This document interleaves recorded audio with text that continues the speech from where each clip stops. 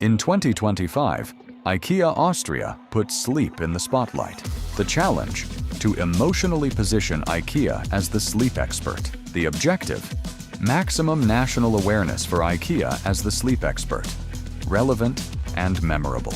Instead of explaining sleep, IKEA wanted to prove it, not in a store, but where no one would expect it. The idea? One night in the heart of the Salzburg Mountains. Influencer Michael Buchinger generated an additional 1.5 million views. A live appearance on Cafe Pulse breakfast television on World Sleep Day. The result? 1,444 applications, more than 7 million views on social media. Der Blick war so herrlich.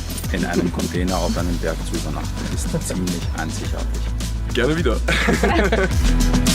Restful sleep is possible anywhere with IKEA.